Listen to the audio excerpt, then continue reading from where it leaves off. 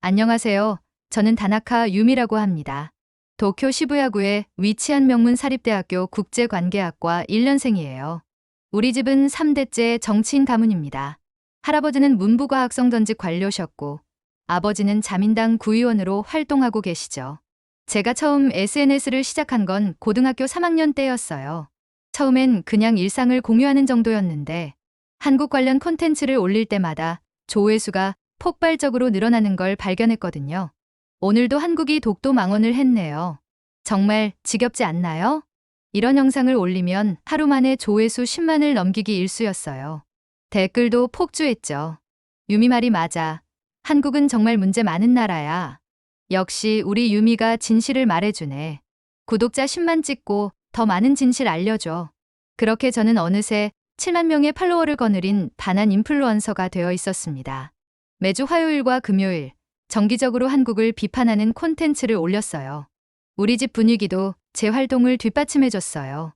매일 저녁 식사 시간은 정치 토론의 장이었거든요.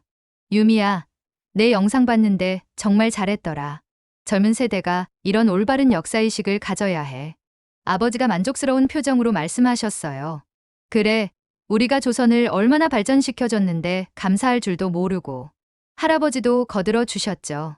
저는 자랑스러웠어요. 가족들이 인정해주고 수만 명의 사람들이 제 말에 공감해준다는 사실이 뿌듯했거든요.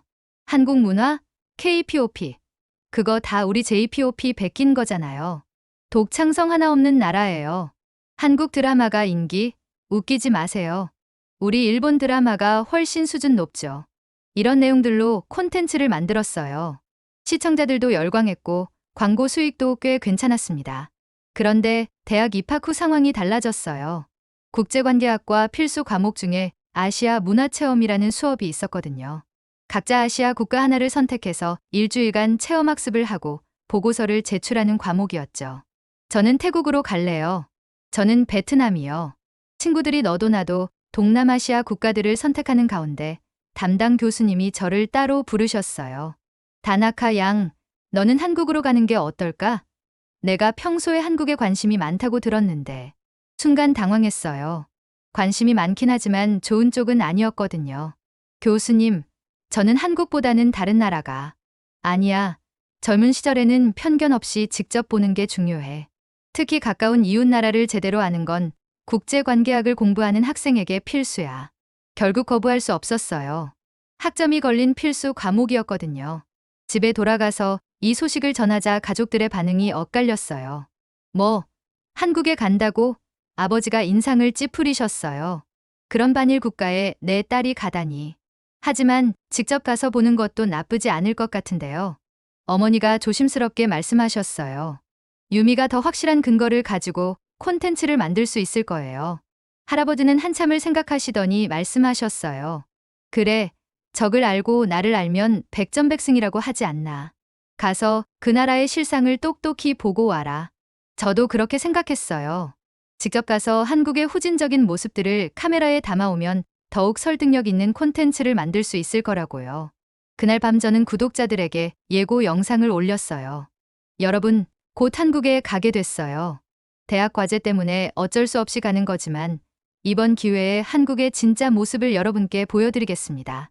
기대해 주세요. 댓글이 순식간에 달렸어요. 오, 현장 리포트 기대돼. 한국의 민낯을 보여줘. 유미 조심해. 반일 시위 만나지 마. 출발 전날 할머니가 저를 부르셨어요. 평소보다 진지한 표정이셨죠. 유미야, 여행 가서는 마음을 열고 보렴. 무슨 말씀이세요, 할머니? 그냥 선입견 없이 바라보라는 뜻이야. 때로는 우리가 생각하는 것과 다를 수도 있거든. 할머니의 말씀이 이상했지만 대수롭지 않게 넘겼어요. 아마 나이 드셔서 그런 말씀을 하시는 거라고 생각했거든요. 그렇게 저는 한독행 비행기에 몸을 맡겼습니다. 가방 안에는 카메라와 녹음기가 준비되어 있었어요.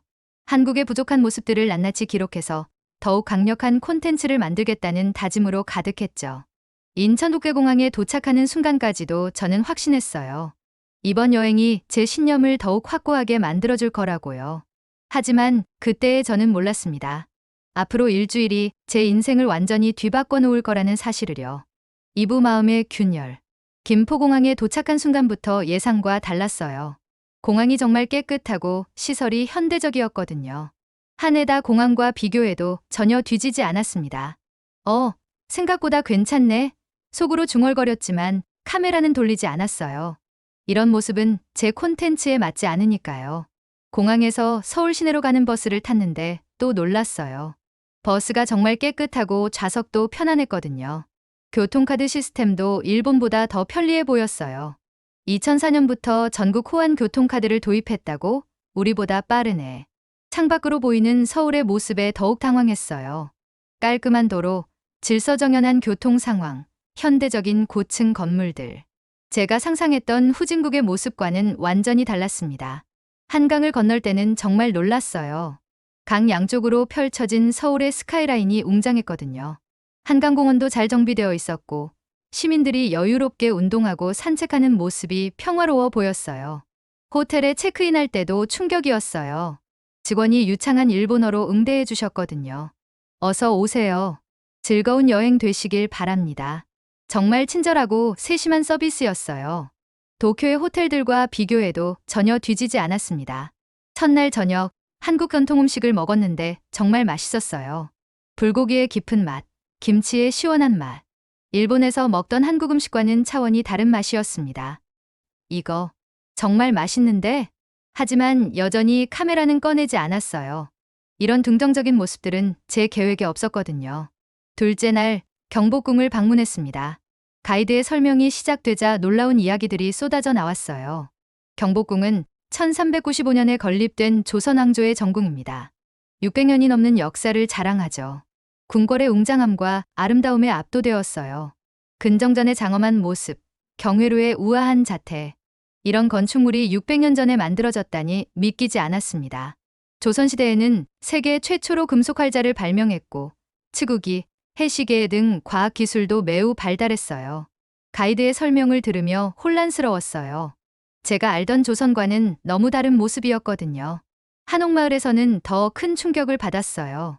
한옥의 과학적인 구조, 온돌의 원리, 한지의 우수성. 모든 것이 첨단 과학의 산물이었습니다. 온돌은 2000년 전부터 사용된 난방 시스템으로 현재 바닥 난방의 원조입니다. 연기의 열을 이용해 방 전체를 따뜻하게 하는 친환경적인 방법이죠. 일본의 다다미나 코타츠보다 훨씬 과학적이고 효율적인 시스템이었어요. 그날 오후 서대문형무소 역사관을 방문했습니다. 가이드의 설명이 시작되자 충격적인 내용들이 쏟아져 나왔어요. 이곳은 일제강점기 동안 독립운동가들이 갇혀있던 감옥입니다. 수많은 조선인들이 고문을 당하고 목숨을 잃었죠. 실제 고문 기구들을 보니 소름이 돋았어요. 물고문 기구, 전기고문 장치, 손톱을 뽑는 도구들. 상상만으로도 끔찍했습니다. 유관순 열사도 이곳에서 18세의 나이로 순국하셨습니다. 여러분과 비슷한 나이였어요. 저와 거의 같은 나이의 소녀가 이런 고통을 당했다니. 가슴이 먹먹했어요. 전시실에서는 더 큰 충격을 받았습니다. 실제 일본 정부가 작성한 문서들, 강제징용 명단, 위안부 관련 자료들. 모든 게 생생한 증거였어요. 이 모든 자료들은 일본 국립공문서관에서도 확인되는 공식 문서들입니다. 가이드의 말에 머리가 띵했어요. 제가 그동안 믿어왔던 것들이 모두 거짓이었다는 걸까요? 지하 감옥에 들어갔을 때는 정말 숨이 막혔어요. 좁고 어둡고 축축한 공간에서 독립운동가들이 어떤 고통을 겪었을지 상상할 수 없었습니다. 그날 저녁 혼자 호텔 방에서 많은 생각을 했어요. 머릿속이 너무 복잡했습니다. 정말 일본이 이런 끔찍한 일들을 저질렀을까요? 셋째 날 저녁 홍대 앞에서 자유시간을 보내고 있을 때였어요. 길을 잃고 헤매고 있는데 한 대학생이 다가왔습니다. 혹시 도움이 필요하세요? 일본 분이시죠? 20대 초반으로 보이는 한국 남학생이었어요. 깔끔한 외모에 따뜻한 미소를 짓고 있었죠. 어떻게 아셨어요? 표정과 옷차림을 보니 알겠더라고요. 저는 이서준이라고 해요. 연세대학교 사학과 3년생이에요. 서준 씨는 완벽한 일본어를 구사했어요. 발음도 정확하고 어휘 선택도 세련됐습니다. 일본어를 어떻게 그렇게 잘하세요? 일본학을 부전공하고 있어요. 특히 한일 관계사를 연구하고 있거든요. 저는 조심스럽게 물어봤어요. 그럼 일본에 대해서는 어떻게 생각하세요? 과거 일들 때문에 미워하지 않으세요? 서준 씨는 잠시 생각하더니 진지하게 대답했어요. 물론 과거의 일들은 아픕니다. 하지만 그것 때문에 지금의 일본 사람들을 미워할 수는 없어요. 특히 우리와 같은 젊은 세대는 더욱이요. 정말요? 네. 저는 오히려 한일 관계가 더 좋아졌으면 좋겠어요. 역사를 바로 알고 서로 존중하는 관계 말이에요. 카페에서 더 많은 이야기를 나눴어요. K-POP, 일본 애니메이션, 서로의 대학 생활, 장래 희망. 정말 또래, 친구와 다를 바 없었습니다. 다나카 씨, 혹시 한국어 배워보실 생각 없으세요? 정말 재미있어요. 한국어요? 어려울 것 같은데요? 아니에요. 한글은 정말 과학적인 문자거든요. 세종대왕이 백성들이 쉽게 배울 수 있도록 만드신 거라서 외국인도 금방 배울 수 있어요. 서준 씨는 종이에 한글을 써가며 설명해 주었어요. 자음은 발음할 때 입과 혀의 모양을 본떠 만들었고, 모음은 하늘과 땅, 사람을 뜻하는 철학이 담겨 있어요. 정말 신기했어요. 이런 과학적이고 철학적인 문자가 600년 전에 만들어졌다니요. 호텔로 돌아가면서 서준 씨가 작은 선물을 주었어요. 한글 공부책이에요. 일본어로 설명되어 있어서 혼자서도 공부할 수 있을 거예요. 정말 감사합니다. 꼭 공부해 볼게요. 그날 밤 호텔에서 정말 많은 생각을 했어요. 제가 그동안 얼마나 잘못 생각하고 살았는지 깨달았습니다. 한국은 제가 상상했던 것과 완전히 다른 나라였어요. 발달된 인프라, 깊은 역사와 문화, 과학적인 문자, 그리고 무엇보다 따뜻한 사람들의 마음. 모든 것이 충격이었습니다. 그리고 서대문형무소에서 본 그 자료들. 일본이 정말 그런 일들을 저질렀다면 지금까지 제가 해온 활동은 무엇이었을까요? 핸드폰을 켜니 구독자들의 댓글이 기다리고 있었어요. 유미 언니, 한국 리포트 언제 올려줘? 한국의 실상 빨리 보여줘. 하지만 저는 답할 수 없었어요. 제가 본 한국은 그들이 기대하는 모습과 너무 달랐거든요. 마지막 날이 다가오고 있었습니다. 하지만 저는 아직도 혼란스러웠어요. 이 모든 게 진실이라면 지금까지 제가 믿어온 것들은 무엇이었을까요? 3부 진실의 용기. 일본으로 돌아온 후 저는 완전히 달라져 있었어요. 한국에 대한 모든 생각이 바뀌었거든요. 하지만 집에서는 여전히 반한 분위기였습니다. 유미야, 한국은 어땠니? 역시 반일 시위나 하고 있던가? 아버지가 기대하는 표정으로 물으셨어요. 아니에요, 아버지. 사람들이 정말 친절했어요. 그리고 우리가 과거에 정말 잘못한 일들이 많았더라고요. 아버지의 표정이 굳어졌어요. 무슨 소리야? 그런 거짓 선전에 속았구나. 역시 한국 놈들이 학생들을 세뇌시킨 거야. 거짓이 아니에요. 서대문형무소에서 직접 봤어요. 일본 정부 자료에도 다 나와 있다고 하던데요. 할아버지까지 나서서 저를 꾸짖으셨어요. 유미야, 그런 반일 교육에 속으면 안 돼. 우리 조상들이 조선을 근대화시켜준 건 사실이야. 하지만 할아버지, 그건 사실이 아니에요. 우리가 배운 역사가 왜곡된 거예요. 집안 분위기가 얼어붙었어요. 며칠 동안 가족들과 제대로 대화도 하지 못했습니다. 무엇보다 힘든 건 구독자들이었어요. 매일같이 댓글과 메시지가 쏟아졌거든요. 유미 언니, 한국 리포트 언제 올려줄 거예요? 한국의 실상을 보여달라고 했잖아요. 설마 한국 놈들에게 매수된 건 아니죠? 저는 답할 수 없었어요. 제가 본 한국은 그들이 기대하는 모습과 완전히 달랐거든요. 일주일이 지나도 영상을 올리지 않자 구독자들의 불만이 터져 나왔어요. 유미 왜 이래? 한국 가더니 완전히 변했네. 구독 취소합니다. 실망이에요. 역시 한국 놈들이 돈으로 매수했나 보네. 하루에 수백 명씩 구독자가 줄어들었어요. 7만 명이던 구독자가 5만 명까지 떨어졌습니다. 그러던 어느 날 밤 할머니가 제 방으로 오셨어요. 평소보다 더 진지한 표정이셨죠. 유미야, 한국에서 뭘 봤니? 할머니, 제가 그동안 얼마나 잘못 생각하고 있었는지 깨달았어요. 할머니는 한참을 침묵하시더니 옷장 깊숙한 곳에서 낡은 상자를 꺼내셨어요. 이걸 보렴. 상자 안에는 오래된 흑백 사진들과 편지들이 들어 있었어요. 젊은 할머니가 한복을 입은 여성과 함께 찍은 사진들이었습니다. 할머니, 이게 뭐예요? 내 친구 박순애야.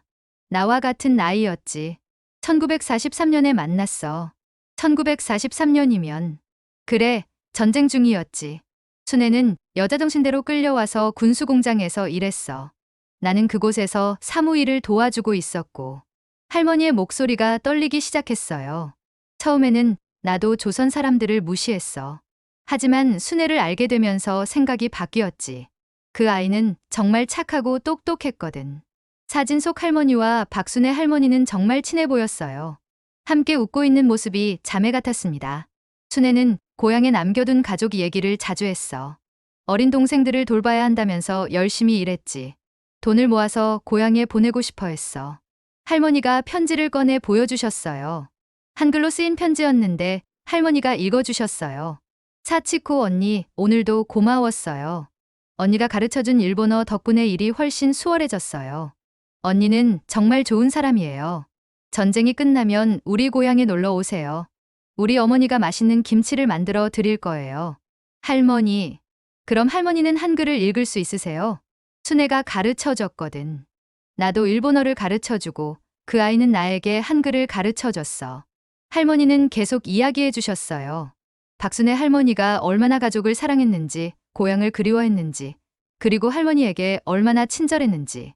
전쟁이 끝나고 순애는 고향으로 돌아갔어. 나는 편지를 보냈지만 답장이 오지 않았어. 아마 전쟁의 상처로 연락이 끊어진 것 같아. 할머니, 왜 지금까지 이 이야기를 안 해주셨어요? 할머니의 눈에 눈물이 고였어요. 할아버지와 내 아버지는 절대 이해하지 못할 거야. 하지만 너는 달라. 너는 순애를 닮았어. 마음이 따뜻하고 진실을 추구하는 모습이 말이야. 그날 밤 저는 잠을 이룰 수 없었어요. 할머니의 이야기가 계속 머릿속을 맴돌았거든요. 할머니의 친구 박순애 할머니, 그리고 서준 씨. 모두 제가 상상했던 한국 사람들과는 완전히 다른 모습이었어요. 다음 날부터 저는 서준 씨가 준 한글 공부책으로 한국어 공부를 시작했어요.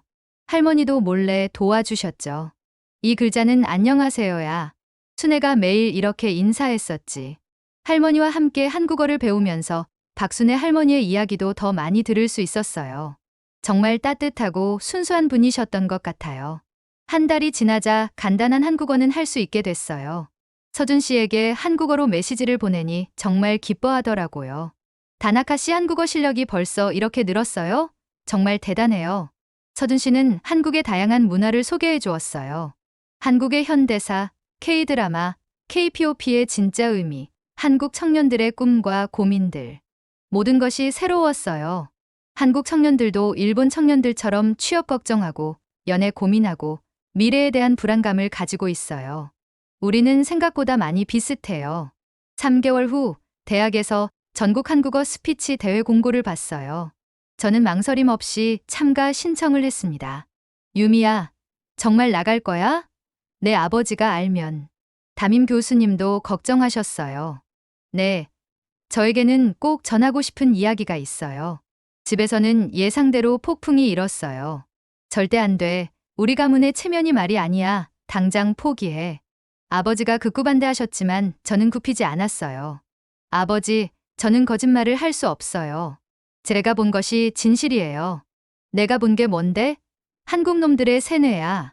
우리 가문에서 그런 발언을 한다고? 내 정치 생명이 끝나는 거야. 할아버지도 펄펄 뛰셨어요. 유미야, 정신 차려라. 내가 지금 무슨 짓을 하려는 건지 아니? 하지만 할머니는 저를 지지해 주셨어요. 유미야, 내 마음을 따라라. 할머니는 내 편이야. 어머니, 무슨 소리세요? 유미를 막으셔야죠. 아버지가 할머니에게 화를 내셨어요. 히로시야, 때로는 용기가 필요한 법이야. 유미는 옳은 일을 하고 있어. 대회 준비 기간 동안 정말 힘들었어요. 가족들의 반대도 그렇고 구독자들의 비난도 계속됐거든요. 하지만 포기할 수 없었어요. 서준 씨가 화상통화로 도와줬어요. 발음 교정부터 내용 구성까지 정말 많은 도움을 받았습니다. 다나카 씨, 정말 용기 있는 선택이에요. 진실을 말하는 게 쉽지 않다는 걸 알거든요. 서준 씨 덕분에 용기를 낼 수 있었어요. 고마워요. 드디어 대회 당일이 왔어요.